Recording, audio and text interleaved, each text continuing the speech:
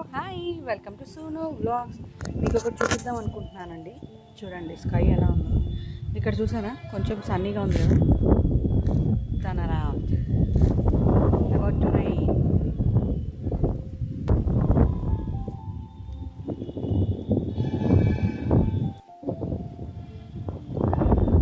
చూసారా, సన్నీగా ఉంది కదా. And the side rainy side. ఇక్కడ చూస్తేనేమో ఎండగా ఉంది, ఇక్కడ చూస్తేనేమో వర్షం